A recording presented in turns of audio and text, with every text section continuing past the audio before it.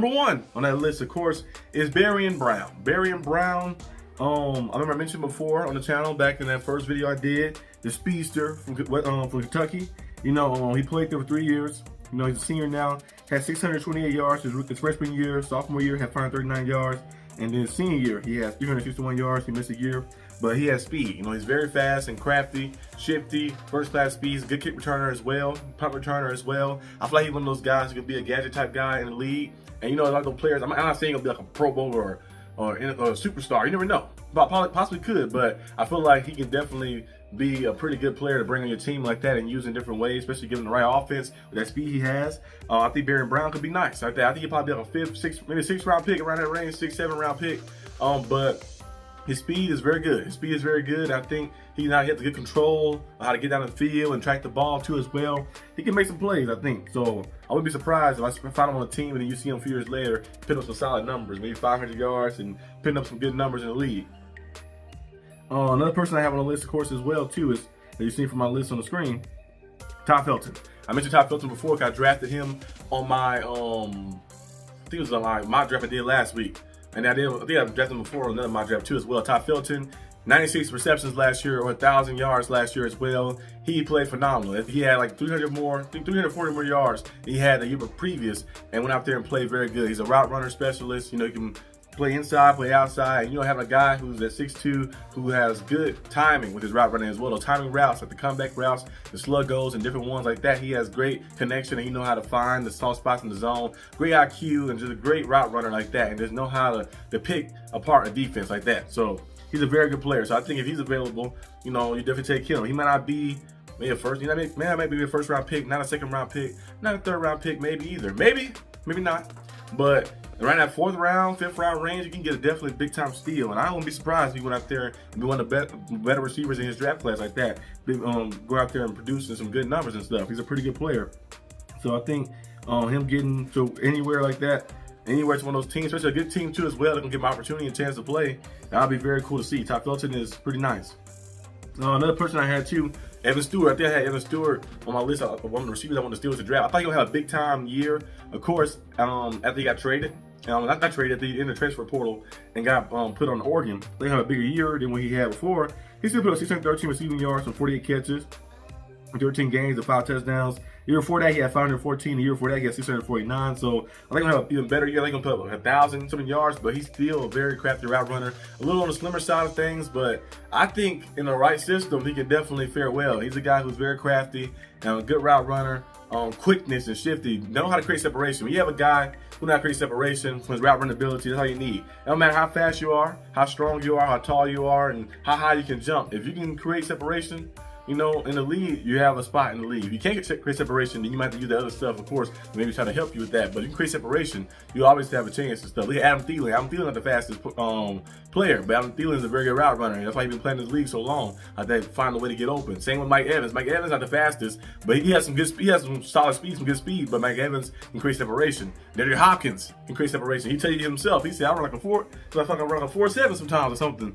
Like he said on the interview last time. But he can create separation. His route running is very good like that, and his catch radius is very good too. If you have the ability like that, you'll be good in this league. Evan Stewart has the quickness and speed, but he also has the ability to create separation. His route running ability, a little smaller size, so you might get bullied in the line occasionally from some of the different DBs and corners, or corners or safety, or regarding or depending on where you lined up at. But I think Evan Stewart can be a nice player like that, no matter what team he goes to and stuff. So I'm be surprised to see him go out there and shine out and do some big time things. Jeffrey Bossa from Miami, another person I had too as well, the edge rusher. He has potential. He's like a late round type guy, 5th round, 6th round type guy like that, maybe 7th round type guy. He has that extra like quick first step and relentlessness. I feel like if he just work on his patience, reading some of the blocking schemes, he can get even better. So the way he is right now like that, he had like 6.5 sacks last year, made some plays of forced fumbles and stuff. He always finds himself just being active like that, high motor player. I love high motor players like that. So Jeffrey Bossa can definitely be nice.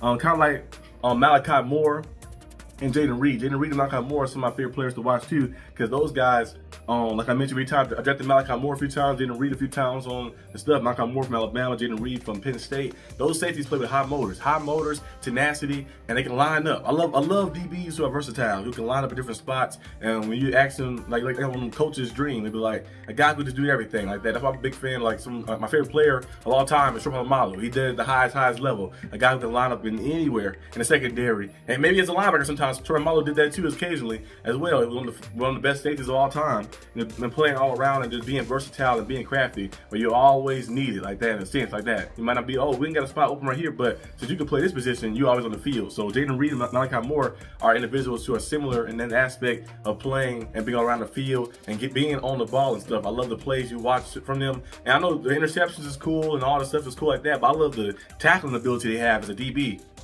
I seen Jaden Reed one play run across one side of the field, and then came across the play was on the other side. It took a screen pass. He came across and still had to tackle for loss. Malachi Moore, same thing, making plays and stuff. You come from one side of the part of the field, and you coming up and making those big time plays and getting there and forcing fumbles and getting there. And sometimes you drive the certain way you tackle, you drive your helmet in, you can knock that ball out and do different things. So they find a way to stay active. They have high motors and stuff. So they're gonna definitely be some sleeper picks, sleeper safeties who can possibly be very good in the league too. They might be, from 3rd round to 5th round range, depending on what team needs, of course. But hey, they're gonna be nice. They're gonna be very nice.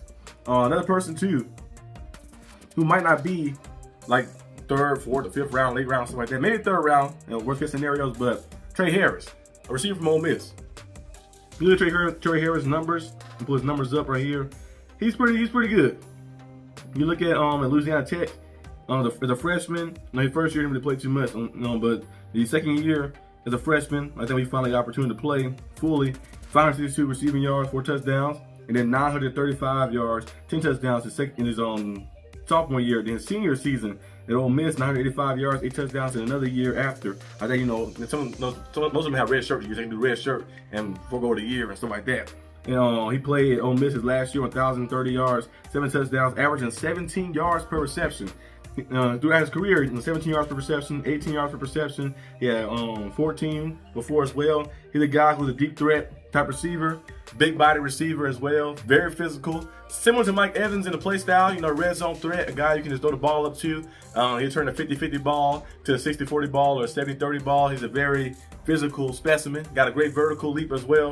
He's going to be nice. Trey Harris is going to be nice. I feel like he might fall in the 2nd round range, maybe 3rd round in worst case scenario, but whatever team gets him, they're going to get a touchdown machine and also get a guy who's a red zone threat, a guy who's just physical like that. When the quarterback, especially one of the young quarterbacks who need a guy like that, like, hey, bring a guy in. Commanders, that'd be great for him to go there. I know they got Deebo Samuel now with Terry McLaurin, but add a guy, Trey Harris, a guy who's very physical, getting that ball, and Jaden Daniels throwing it to him. That'd be nice. So I think he's going to be very good. He's going to be very good wherever he falls. Whether the 2nd round, 3rd round, he's going to be underrated. And a lot of people been talking about the other receivers, of course, in the draft, the Luther Burdens, the Torrey McMillans, of course, the Emeka Ibukas, the Matthew Goldens, all the different receivers, Travis Hunter as well. But I feel like Trey Harris might not get a lot of looks early on and stuff as well.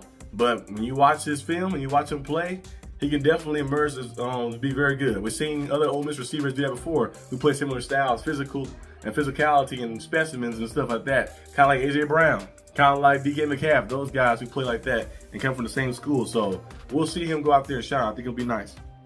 Another person I have on the list, of course, is Shamar Turner. Versatility he have to play in the edge and play on the line in different ways and to get to the quarterback.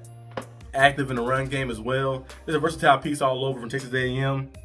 He's going to be nice. They did the Steelers, but it's 2 of them. I think Shamar Turner and Shamar Turner is the defensive tackle one. Shamar Stewart is another one too. But both of them, the guys are very good. Like they both play, they're very versatile and stuff. Can do a lot of different things. But Shamar Turner, he might be a little more underrated in a sense. Might not be a 1st round pick, 2nd round pick. Maybe fall in that 3rd round, maybe 4th round, maybe around range or something. But he's definitely going to be a nice addition to add like that. His ability to play in the run, his ability to get through those gaps and stuff as well like that, beat the blocks, sometimes double teams as well like that, to consistently do it and do it at different times. You know, of course, most of the guys really fall down because sometimes they, you know, a long period of time, some of their technique can get a little sloppy at times, and people value more pass rushing sometimes than run stopping. I feel like nowadays in the league, so some of the guys might not be highly graded on other people's boards, but I think it'll be nice. Whatever team he lands on, he's gonna be good. Of course, you got, last but not least, well, the last two but not least, Savon Rebels, another guy I had on the list too. He was at top of his game before the injury. He tore the ACL, he missed all last year. Now, Savon Rebel, he probably fall in the second round, maybe third round, a worst case scenario, but I feel like he's a sleeper because a lot of people have already talked about him, but when you watched him, remember that 1 year, he was probably one of the best quarterbacks, probably the best cornerback in the league and stuff. And then now he kind of like fall a little down because, you know, you got the Travis Hunters, the Will Johnsons, the Jahdae Barons, and different guys, of course. And, you know, he had the injury, so people trying to see exactly how he's going to be when he get drafted. Whether he get drafted in the second round, maybe third round, worst case scenario, I think going second though.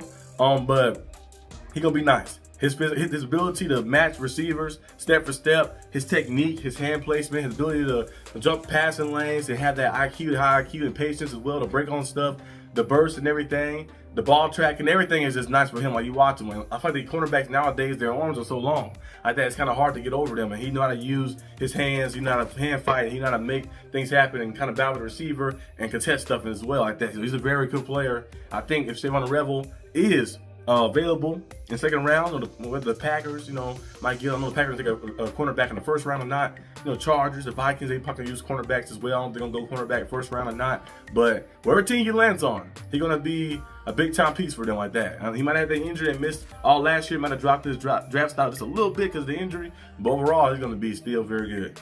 So he's another guy on the list who's a sleeper. And last but not least, of course, Dillon Gabriel. Dillon Gabriel, now, the reason I have him a sleeper list, he's a little older, he's 24 years old, a little older, but I feel like Dillon Gabriel never really had a bad season in college. You know, UCF, look at his numbers, 3,500 passing yards, 30 touchdowns to 4 interceptions.